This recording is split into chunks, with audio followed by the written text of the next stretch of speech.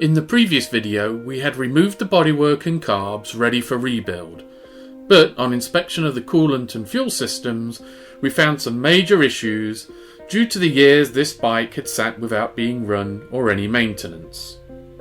It was therefore important to assess the damage before proceeding further with the recommission. In the initial assessment we did, we already knew the glycol in the coolant had separated and most of the water had either evaporated or leaked away, leaving behind a gelatine-like substance and a calcified deposits in the coolant pipes. So to dig deeper into any potential engine damage, we need to remove the upper radiator located behind the headlight and the lower radiator located in front of cylinders 2 and 4.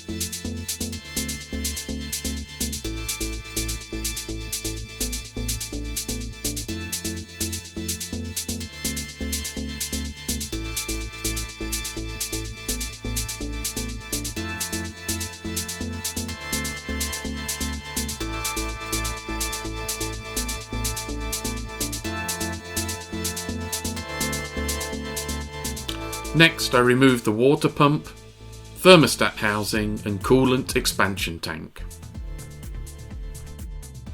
Immersing the thermostat in boiling water shows it to be defective, so that will need to be replaced along with all the O-rings and gaskets in the coolant system. I can now use the pressure washer to try and flush out the glycol and debris from the crankcase and cylinders.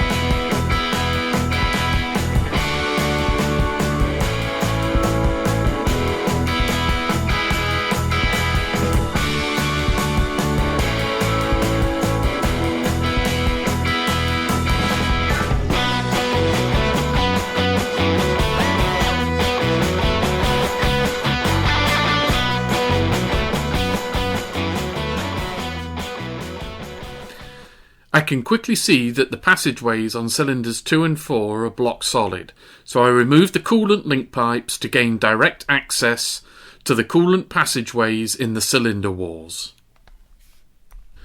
But no matter how hard I try, I cannot get the water to flow through to the thermostat return outlets located here on the crankcase. So there is nothing for it but to bring out the big guns. I removed the remaining coolant pipes on the crankcase and pour muriatic acid into the coolant inlets at the top of the cylinders, allowing it to work its way down through the passageways through to the coolant outlets that return to the thermostat housing. And like magic, within a few minutes, I can see the muriatic acid start to appear at the outlets. Using the pressure washer, I thoroughly clean out any remaining acid to prevent corrosion and start to reassemble the coolant system, starting with new O-rings and gaskets for the water pump, followed by new O-rings for all the coolant link pipes, which can then be refitted to the engine. And now I can reinstall the radiators and thermostat housing along with a new thermostat.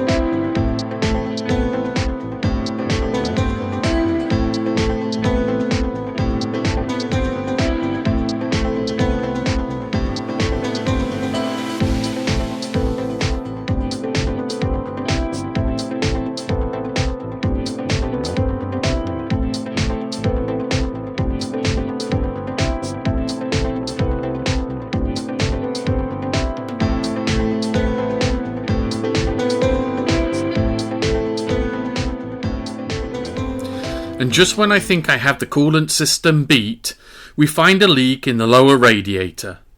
But undeterred, I'll be able to get that fixed and fully pressure tested by a local company that specialises in old school brass radiators. But that will have to be for another day.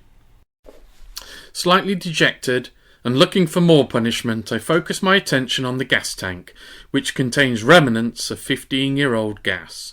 I already know the petcock is toast and the two fuel pickup lines are completely blocked with a tar-like substance, but there's also quite a lot of surface rust in the tank, even though the outside is in mint condition.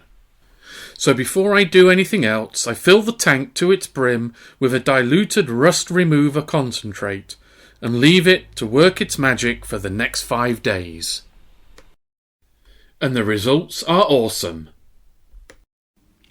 Unblocking the internal fuel pipes, however, is not quite as easy, and it takes 3 days of soaking them with gum-out carb cleaner before I can finally work a cleaning wire through them and then blow them clear with my airline. As a final step, I pour acetone into the tank to pull out any remaining water and old fuel residue, before fitting a brand new, genuine petcock from Honda. With my confidence in this recommission now renewed, I report back to the client on the good news and look to getting this awesome bike running again for the first time in 15 years. But that will have to be for another video. If you enjoyed this content, please hit the like button and subscribe to help out the channel. Bye for now.